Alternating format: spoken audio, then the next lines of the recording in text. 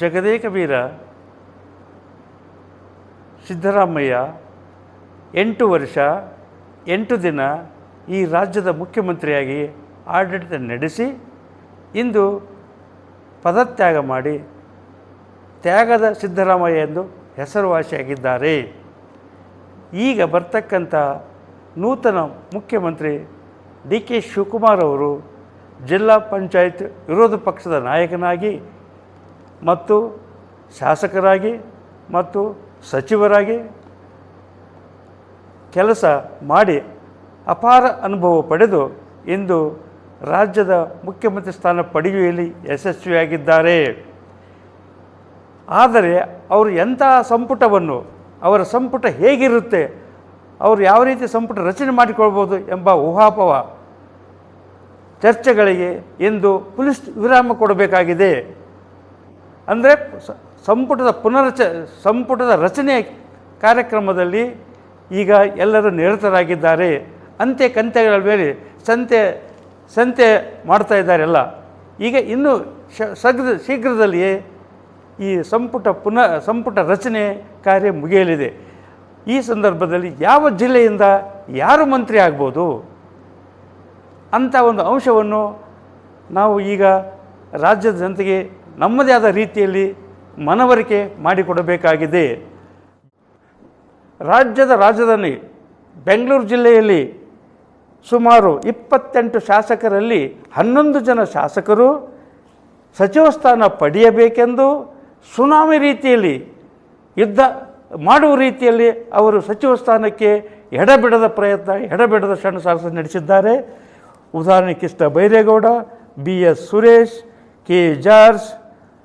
KJ George, Rizwan Harshid, NA Haris, Dinesh Gundu Rao, Priya Krishna, M Krishnappa, Zameer Ahmed, Ramalinga Reddy, B Shivanna ಇವರೆಲ್ಲರಿಗೂ ಸಚಿವ ಸ್ಥಾನ ನೂತನ ಮುಖ್ಯಮಂತ್ರಿಗಳು ಕೊಡ್ತಕ್ಕಂಥ ಸ್ಥಿತಿಯಲ್ಲಿ ಗಂಭೀರವಾಗಿ ವಿಚಾರ ಮಾಡ್ತಿದ್ದಾರೆ. ಯಾರಿಗೆ ಕೊಡಬೇಕು? ಈ 11 ಜನದಲ್ಲಿ ರಾಜಧಾನಿಯ ಶಾಸಕರ ಸುನಾಮಿ ಯಾವ ರೀತಿ ಕಂಟ್ರೋಲ್ ಮಾಡಬೇಕು? ಸಚಿವ ಸ್ಥಾನಕ್ಕೆ ನಡೆಸತಕ್ಕಂಥ ಹೋರಾಟದ ಸುನಾಮಿ ಇದನ್ನು ಹೆಂಗೆ ಕಂಟ್ರೋಲ್ ಮಾಡಬೇಕೆಂದು ಡಿ ಕೆ ಶಿವಕುಮಾರ್ ನೂತನ ಮುಖ್ಯಮಂತ್ರಿಗಳಿಗೆ ಬಿಡಿಸಲಾರದ ಕಗ್ಗಂಟಾಗಿದೆ. ಆದರೂ ಸಹಿತವಾಗಿ ಇಲ್ಲಿ ಸಚಿವ ಸ್ಥಾನ ಪಡ್ತಕ್ಕಂಥವರ ಯಾರಂದರೆ KJ ಜಾರ್ಜ್, ಆಮೇಲೆ ನೆಕ್ಸ್ಟು ರಾಮಲಿಂಗಾರೆಡ್ಡಿ, ಇವರಿಬ್ಬರದು ಖಚಿತವಾಗಿದೆ. ಇದು ಬೆಂಗಳೂರು ಜಿಲ್ಲೆಯ ಪರಿಸ್ಥಿತಿಯಾಗಿದೆ. ಬೆಂಗಳೂರು ಗ್ರಾಮಾಂತರ ಜಿಲ್ಲೆಯಲ್ಲಿ ಇಬ್ಬರು ಬ್ಯಾಟಿಂಗ್, KS ಮುನಿಯಪ್ಪ ಮತ್ತು ಶರತ್ ಬಚ್ಚೇಗೌಡ. ದಲಿತ ಕೋಟದಲ್ಲಿ Priyanka Kharge, doctor G Parameshwar, KS Muniyappa DCM ಸ್ಥಾನ ಕೊಡಬೇಕೆಂದು ಷಣ್ಸಾಹಸ ನಡೆಸಿದ್ದಾರೆ.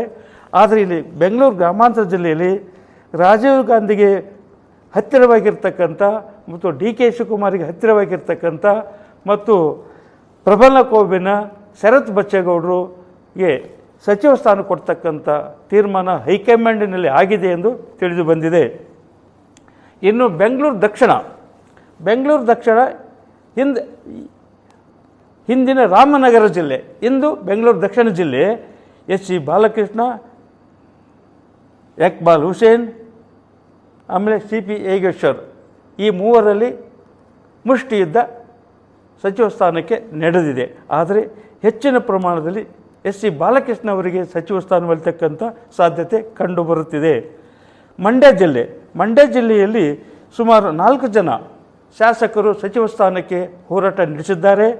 PM ನರೇಂದ್ರ ಸ್ವಾಮಿ, ರವಿಕುಮಾರ್, ರಮೇಶ್ ಬಂಡೆ ಸಿದ್ದೇಗೌಡ, ಚೆಲುವನಾರಾಯಣ ಸ್ವಾಮಿ, ಈ 4 ಜನರಲ್ಲಿ ಯಾರು ಮಂತ್ರಿಯಾಗುತ್ತಾರೆ ಎಂಬುದು ಪ್ರಶ್ನೆ ಆಗಿದೆ. ಹೆಚ್ಚಿನ ಒಲವು ಇರುವುದು PM ನರೇಂದ್ರ ಸ್ವಾಮಿಯವರಿಗೆ. ಇತ್ತ ಹಾಸನ ಜಿಲ್ಲೆಯಲ್ಲಿ ಏಕೈಕ ಶಾಸಕ KM ಶಿವಲಿಂಗೇಗೌಡ ಸಚಿವರಾಗುವುದು ಈ ಬಾರಿ ಖಚಿತ. ದಕ್ಷಿಣ ಕನ್ನಡ ಜಿಲ್ಲೆಯಲ್ಲಿ ಮಂಗಳೂರಿನ ಶಾಸಕರು ಈಗಿನ ಸ್ಪೀಕರ್ UT ಖಾದರ್ ಸಚಿವ ಸ್ಥಾನ ಪಡೆಯುವುದು ಖಚಿತವಾಗಿದೆ. ಆಮೇಲೆ ಇಲ್ಲಿ ಇಬ್ಬರೇ ಇದ್ದಾರೆ, ದಕ್ಷಿಣ ಕನ್ನಡ ಜಿಲ್ಲೆಯಲ್ಲಿ UT ಖಾದರ್ ಮತ್ತು ಅಶೋಕ್ ಕುಮಾರ್ ರೈ ಈ ಇಬ್ಬರಲ್ಲಿ ಹೆಚ್ಚಿನ ಒಲವು UT ಖಾದರ್ಗೆ ಇದೆ ಎಂದು ತಿಳಿದು ಬಂದಿದೆ. ಇತ್ತ ಕೊಡಗು ಜಿಲ್ಲೆಯಲ್ಲಿ ಏಕೈಕ ಶಾಸಕ AS ಪನ್ನಣ್ಣ ಸಚಿವರಾಗೋದು ನಿರ್ಧಾರ ಆಗಿದೆ ಎಂದು ವರದಿಯಿಂದ ಗೊತ್ತಾಗಿದೆ. ಆಮೇಲೆ ಮೈಸೂರು ಜಿಲ್ಲೆ ಮಾಜಿ ಮುಖ್ಯಮಂತ್ರಿ ಸಿದ್ದರಾಮಯ್ಯನವರ ಜಿಲ್ಲೆ. ಇಲ್ಲಿ ಎಷ್ಟು ಜನ? 6 ಜನ ಶಾಸಕರು ಮಂತ್ರಿ ಸ್ಥಾನ ಬೇಕೆಂದು ಬಹಿರಂಗವಾಗಿ ತೆರೆಯ ಮರೆಯಲ್ಲಿ ಕೆಲವರು ಸಣ್ಣ ನಡೆಸಿದ್ದಾರೆ.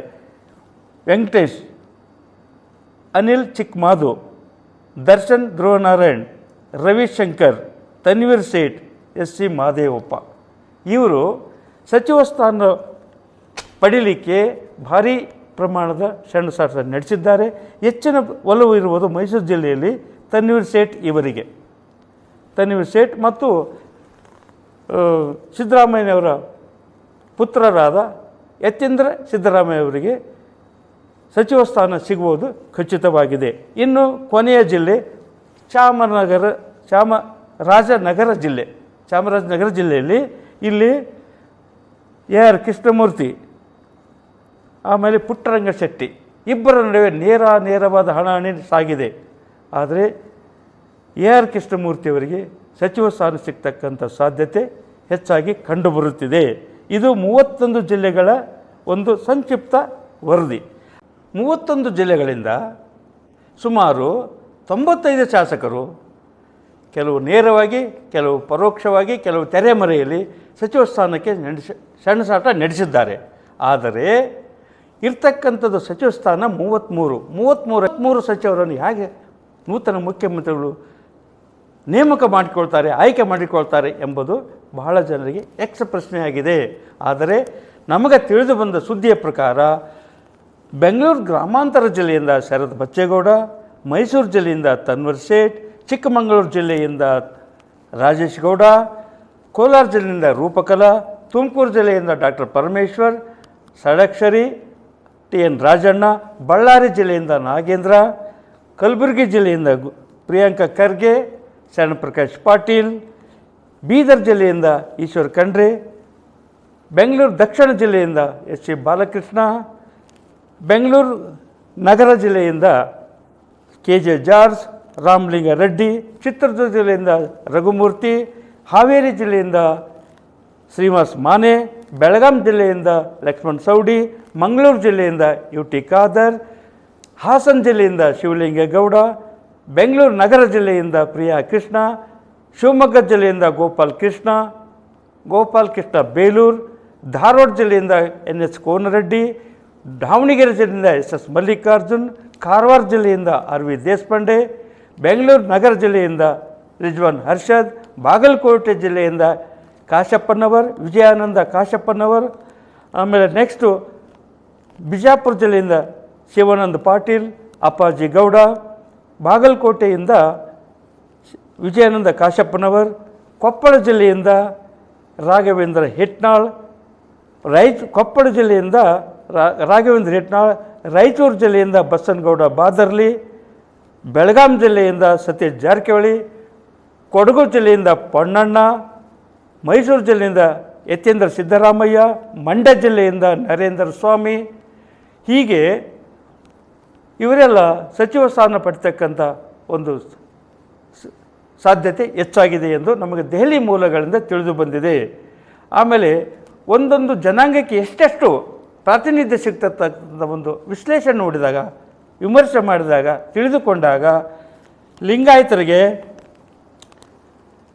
6 ಸಚಿವ ಸ್ಥಾನ, 6 ಅಥವಾ 7, ಗೌಡರಿಗೆ 5 ಅಥವಾ 6, ಮುಸ್ಲಿಮರಿಗೆ 3 ಸಚಿವ ಸ್ಥಾನ, SC ST 6 ಅಥವಾ 7, ಬ್ಯಾಕ್ವರ್ಡ್ಗೆ 7, ಆಮೇಲೆ ಜೈನರಿಗೆ 1, ಮರಾಠರಿಗೆ 1, ಬ್ರಾಹ್ಮಣರಿಗೆ 1, ಈ ರೀತಿಯಾಗಿ ಕೊಡ್ತಕ್ಕಂಥ ಸಾಧ್ಯತೆ ಹೆಚ್ಚಾಗಿದೆ ಎಂದು ದೆಹಲಿ ಮೂಲಗಳಿಂದ ತಿಳಿದು ಬಂದಿದೆ. ಸುಮಾರು 15-20 ವರ್ಷಗಳಿಂದ ನಿರಂತರ ಸೇವೆ ಸಲ್ಲಿಸುತ್ತಿರುವ ರಾಜ್ಯ ಸುದ್ದಿ ಸೆಂಟರ್ ಅಡಾಕ್ ಸಮಿತಿ ಬೆಂಗಳೂರು ಈ ಸುದ್ದಿ ಸಂಸ್ಥೆ ನಡೆಸಿದ ವಿಶೇಷ ಸಮೀಕ್ಷೆಯಿಂದ ಈ ವರದಿ ತಿಳಿದು ಬಂದಿದೆ. NG ಕಾರಟಗಿ, ಹಿರಿಯ ಪತ್ರಕರ್ತರು, ಬೆಂಗಳೂರು.